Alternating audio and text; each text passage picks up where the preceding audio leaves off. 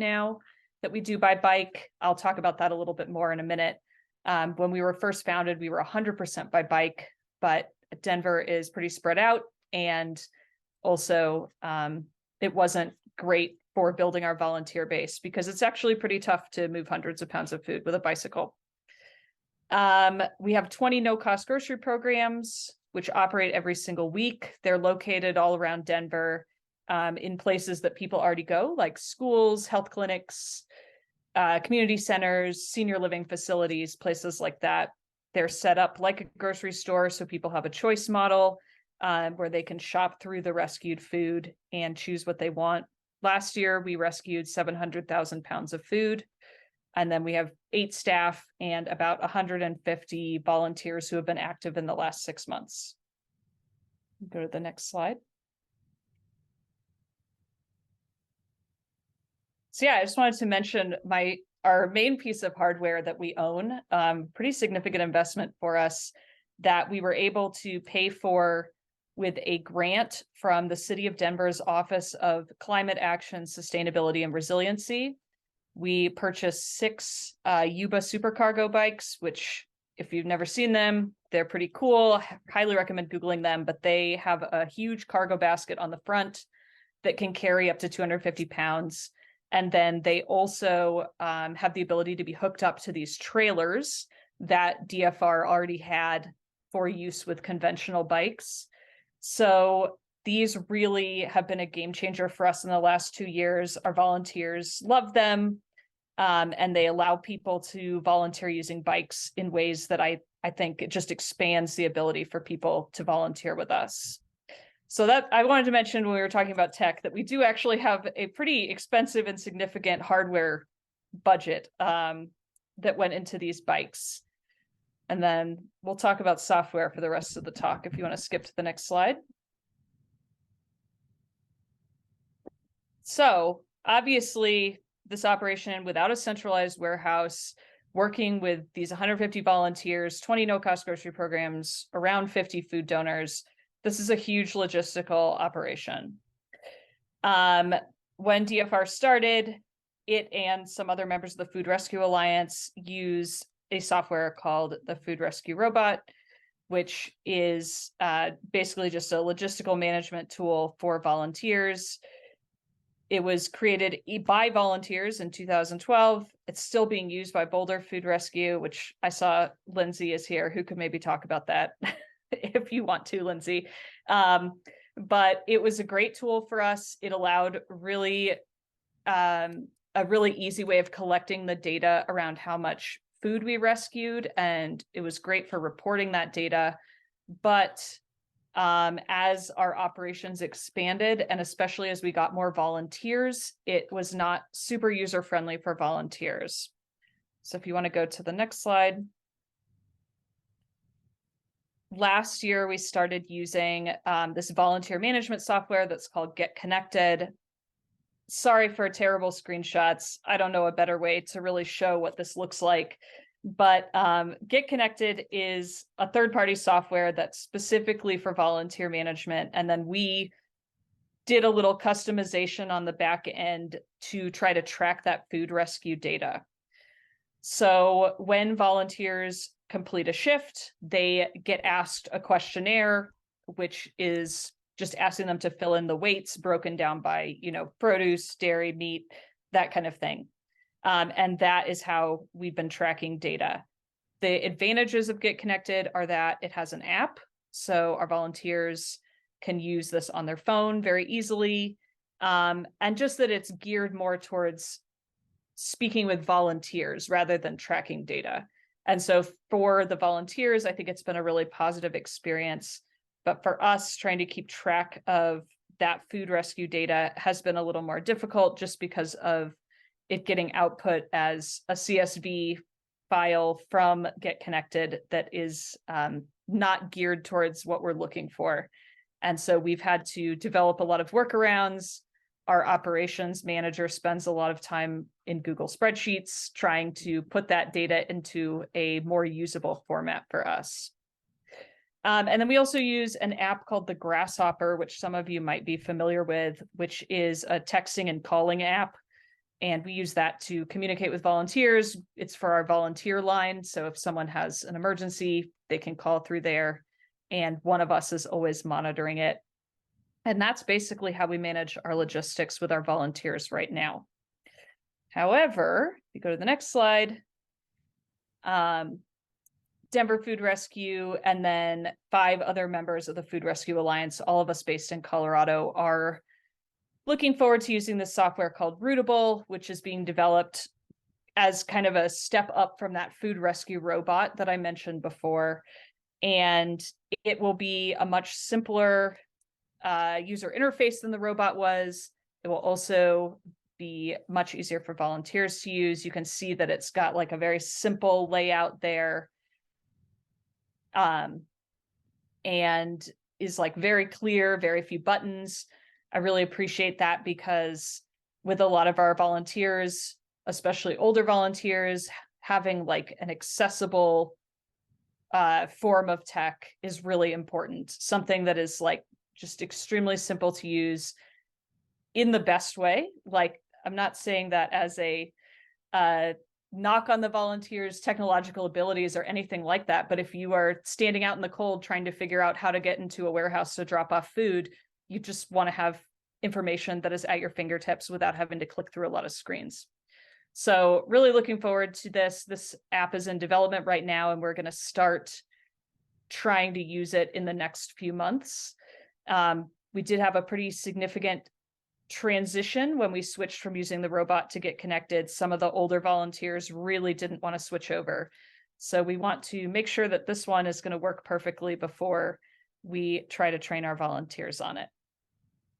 If you want to go to the next screen. We have one final piece of logistical management, which I'm not sure if any of you will be familiar with this app, but it's called Fresh Food Connect. It was originally founded by Denver Food Rescue, Denver Urban Gardens, and Groundwork Denver, but it is now a nationwide app.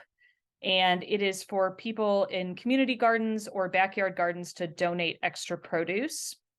So people who are looking to donate can download it. And then also people who are called operators can download it. Operators are organizations like Denver Food Rescue. You claim a zip code. In our case, we have 8 zip codes. And then you're responsible for the produce that comes from that zip code.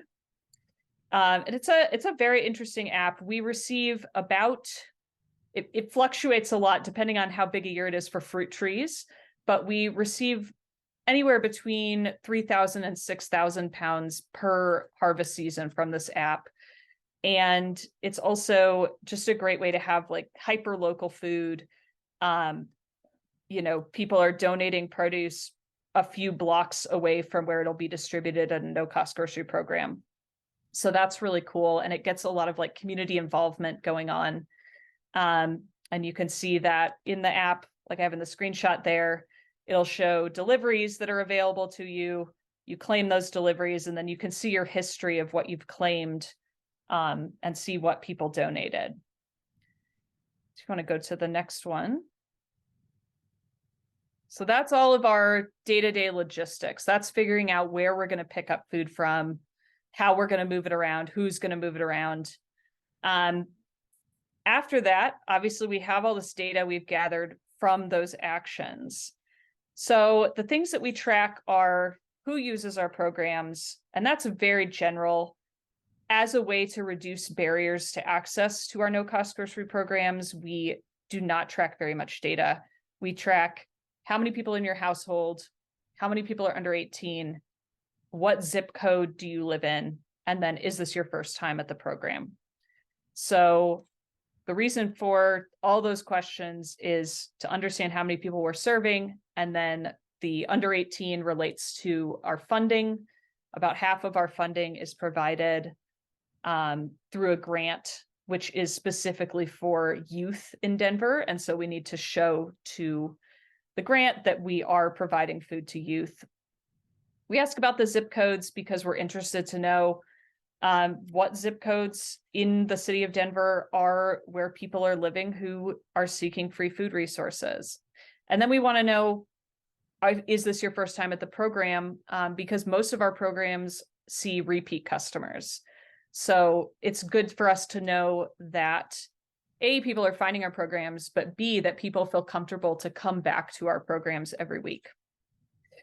We also track who our volunteers are, which volunteers are doing which shifts, and then how much food we rescue. And of course, we want to know how much food we rescue, not only to understand how much food we're diverting from a landfill and how much food we're getting to the community, but also to maintain our relationships with our food donors. We need to report to them how much we've rescued for their tax receipts, that kind of thing. You want to go to the next slide? And so then another important part of this data reporting is that we want to present our data in super clear and easy to understand ways. We feel very strongly that this is not our data. We don't have a proprietary hold over it. We want to make sure that anyone who's interested in it can see it and can understand it. So we try to put a lot of effort into presenting what we do in very clear, easy to understand, and fun to look at ways. I really like this diagram that was made by our social media manager, showing our home delivery program and showing which zip codes we're using it. So we try to put a lot of effort into making sure that this information is just really clear and really simple, but still conveys the story of what's happening, what we're doing, why we're doing it. And then we also, of course, get this translated before we send it out to the community. So in terms of what software we're using to do that, we're using Google Sheets to track that data, and then we're using Canva for the presentation. I'm going to go to the next one. Thank you. A little bit more complicated thing that we do sometimes is we use geographical information systems, or GIS, and other forms of mapping to try to go a little deeper on the analysis of what's happening with food insecurity in Denver and how we're impacting it. So this is an interesting map that I always show in talks when I'm speaking around Denver, which shows where the supermarkets are located in the city. And then that's the red dots. Then we have the purple shaded areas showing where people live a mile or more away from a full service grocery store. So you can see pretty clearly how geographically clustered that is, where most of the grocery stores are, which areas are lacking grocery stores. And using this kind of like mapping, I think, is really important. And because it presents this information like so clearly, you take it in visually very quickly. And, that's something that would be harder to do if you were just reading that information, right? Maybe not as effective if you're not from Denver, but if you know Denver at all, you can easily see how like the areas that are purple shaded with limited food access track along the two major highways. So there are also areas that you can understand from that information probably have poorer air quality and probably have less nice property and that kind of thing. So you can go to the next slide. And then another part of software that I think we don't think about as tech as much, but very much is social media. I'm sure all of you have been in a meeting with your executive director where they said something like, hey, we got to get on TikTok, something like that. And that is very interesting, but social media is really time consuming for our employees. And so you really need to think about that different audience that you reach from each type of social media, and specifically thinking about the demographics that you want to prioritize. So for Denver Food Rescue, Instagram is by far the most effective social media for us. I think it's partly because most of our volunteers are younger in that age group that uses Instagram. So we can put up a post that says, hey, we need help picking up food 2 days from now, and we will get tons of responses from that. Whereas other social media, like Twitter, we don't really seem to have much following there. And it doesn't seem like an effective place to be putting our time into, and it never has, even before its current troubles. And Facebook similarly has seen a big fall off in users, and particularly in users who are the type of people who are volunteering with us. However, that being said, just one more note on social media is that during COVID, when we were in a much more ad hoc food distribution situation, we would get a call that said, you know, there's 100 boxes of those USDA food boxes. Can you pick them up tomorrow? Can you distribute them? And in that case, we used Facebook groups pretty effectively to reach out and say, hey, who needs food? Or like, hey, we're going to distribute food at this location. And it worked as a way to get that like instant feedback from the community. But of course, then we're only reaching people who use Facebook or who are speaking with people who use Facebook. So just kind of we need to be thoughtful about how we use our social media because it is so time consuming. And it is another really important tool in the tech sphere for us to use in food rescue. Okay, go ahead. Thank you. This might be something that you all have encountered. It's certainly something that we encounter all the time, is that a lot of our partners require us to report using different types of software. And then it's time consuming to keep track of how to use that software, to learn how to use that software. When we had a new operations manager start, there was a significant learning curve for her in figuring out how to report to all of our different partners, because Whole Foods, Sprouts, natural grocers, various other donors all have a completely different portal system where you go to report data. So I just wanted to think about how important it is to figure out that software, and also recognize that it is actually a lot of work to keep track of it and to learn how to use it, and that's something to consider also in food rescue. Next slide, please. So some wishes for the future. One thing would be to unify all of this software that we're using into some kind of tool. We've tried various CRMs. We had Salesforce for a while, which we were promised this one's going to unify it for you, and it didn't really. So I would love to see something that's more unifying for all of this. My hope is that Rootable, which is the thing that we're going to try to replace our logistics software with soon, will do that a lot better and will eliminate some of the extra software we're using. Also, as I talked about a little bit relating to Rootable, I would love to see software that's more accessible for volunteers and program participants. A lot of the stuff that we use is fully built around the English language, and it's tough to get translations of it.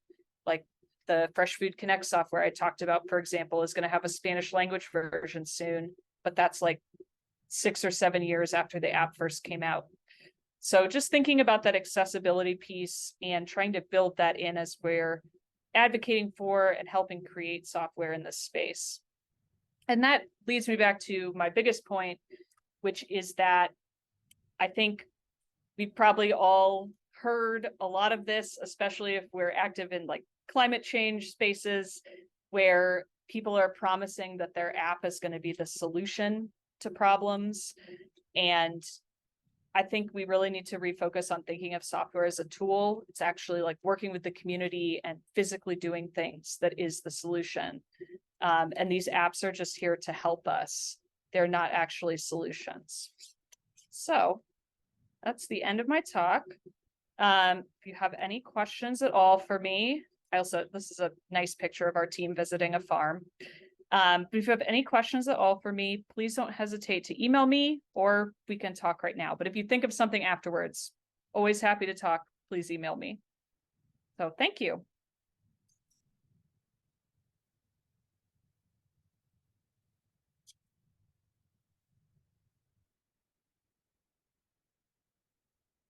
I'm currently muted. Okay.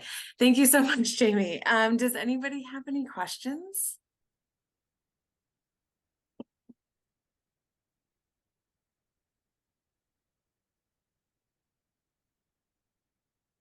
Thanks, Jamie. That was really great. I have a question about when you mentioned on the social media posting like we need somebody to pick up in a couple days. I've often thought about how it'd be great to be able to reach out to new people who aren't currently volunteering with our organization using social media, but I've shied away from it just because I know I don't have the capacity to manage responses. So I like limit myself to what I know I can handle as far as communications. And so just curious for you or others here too, who may have handled this. You know, normally we have volunteers come on board, they get oriented, and then they go out and about to get active. But have you also had experience with just putting out a post, and then how have you handled that? Yeah, so we do require volunteers to go through an orientation. But it's a pretty short orientation, and it's a video that we can send to them, and then our volunteer manager schedules a quick talk with them. So when we put out a post that says, hey, we need volunteers for this, if someone replies who's never been a volunteer before, then we direct them into that orientation flow. But for the most part, we get people who are already volunteers who are reminded when they see the Instagram post, because they're just scrolling through Instagram. Oh yeah, I could do a shift with DFR. So it seems like a really good way to stay connected with volunteers rather than them having to open up the Get Connected app and see what opportunities are available. They're like already on Instagram, you know, so.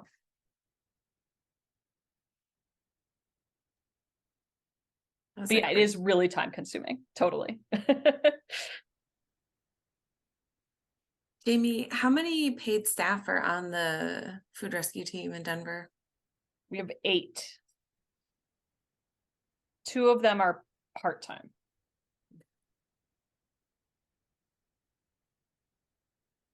One of whom is our social media manager. So That's literally their job. Yep, exactly. Gotcha.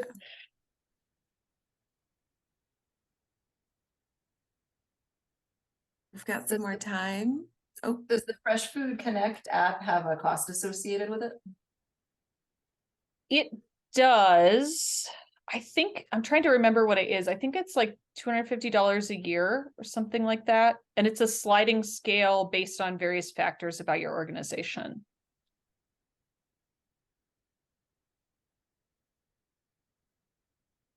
I know for us, we've struggled to implement any sort of app for our volunteers and our donors to use. We have a largely retired volunteer base who just aren't super into it.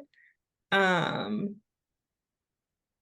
so do you have any suggestions for maybe trying to get those folks more into it?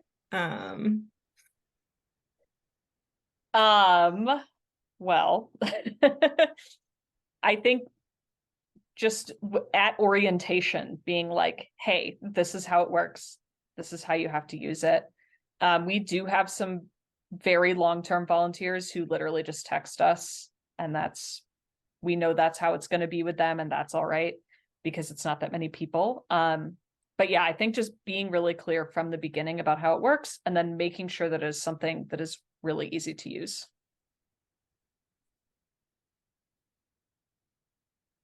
Thank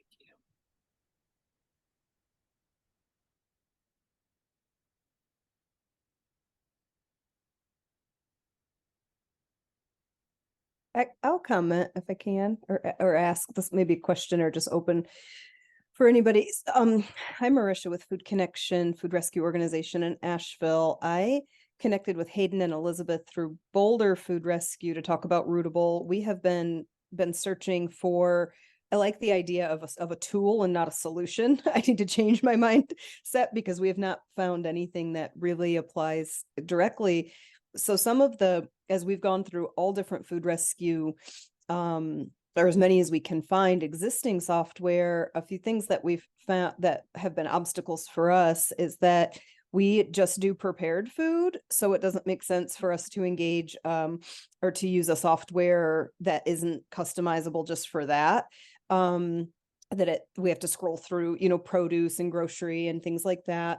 That's superfluous. And then we now and a lot of the food rescue that normally would work software and even Rootable is that direct from donor to recipient via staff or a volunteer.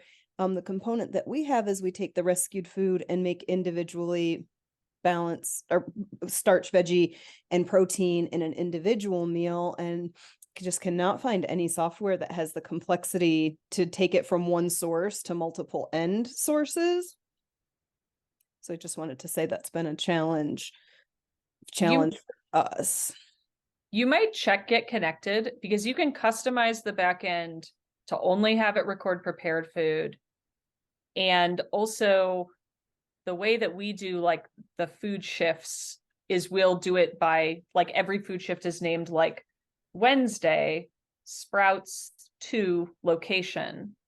And so you could very easily have it be like whatever day of the week, place to multiple locations.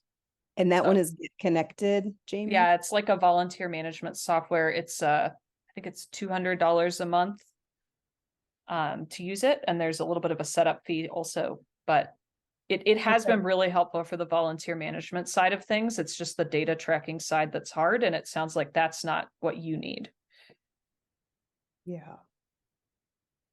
And a big part of that, you know, our tracking and our data tracking, just all the things exactly that you said, the reasons that we need to track, but then also the food safety component, because it's all prepared perishable food. Mm. So if we get food from, you know, if each element in that meal comes from a different place, which often it does, and then it's, you know, then we make 300 meals, the food comes from several different places, and then that food gets distributed to several different places.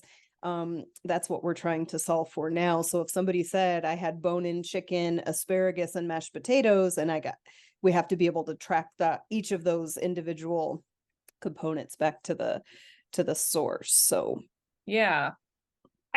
I think you could make it work. It also has a timed component where volunteers like check in and say, I started the shift at this time, I ended the shift at this time. So you can see like how long things have been out.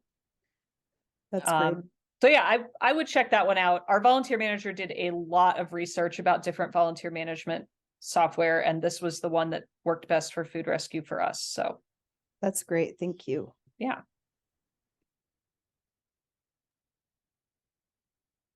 Looks like we have time for a couple more questions, if anybody has any, or Jamie, if anything else has come up for you, you're welcome to share freely. Yeah, I can't think of anything else. I know that there is other software out there, like there's the obviously the one I'm totally blanking on that's from the Pittsburgh Food Rescue. It's called Food Rescue Hero. But that one, of course, is like very prohibitively expensive for an organization of our size. So, but if someone has a lot of money and wants to look into that app, it is out there. It's called Food Rescue Hero. We had the same problem, Jamie, with that, the same barriers with the customization. And I think the customization of that app, I was just looking at the upgrades, was like $60,000 to have it customized and built out. That's what they told us too. Yeah. Yeah. Yeah, that We don't wasn't have going to that work in our for us. Wow. Oh, yeah, that's it. Thank you for the link. I haven't heard anything about Carrot app in a while. Do you guys know anything about Carrot app? We have Chow Match, which again it's pretty expensive. But I think it's like 10 grand. And they might have cluster runs that could be helpful for you. But I don't think it's necessarily the best option out there for you. But the Carrot app seemed promising and affordable. So we use the Carrot app to report data to Sprouts. That's how Sprouts tracks all of their donations.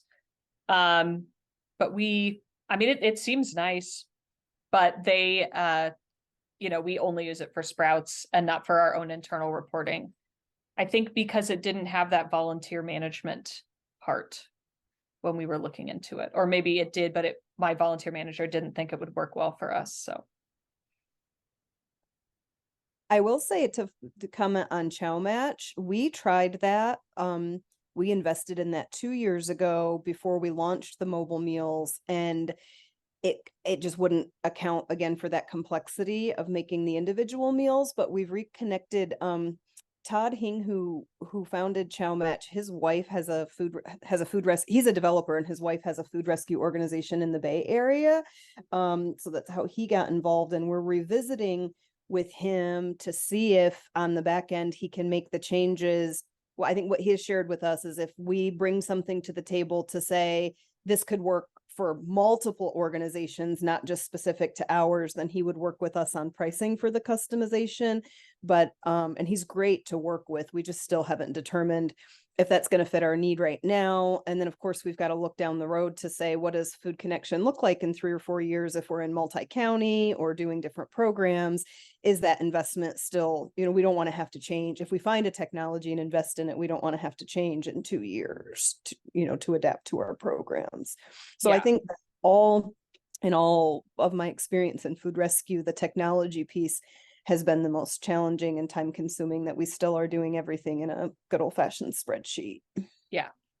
I really want to emphasize, like, this is a big staff time commitment, and it also requires the staff to be like pretty tech savvy, which can be a challenge, especially if you're like trying to hire from the community that you serve. So it's something to like really consider. So I also wanted to put, there's one other app, which I learned about at the ReFed conference, and which sounds pretty cool. It's called Need, like KNEAD. I put it in the chat. So that's another possible app for this kind of thing.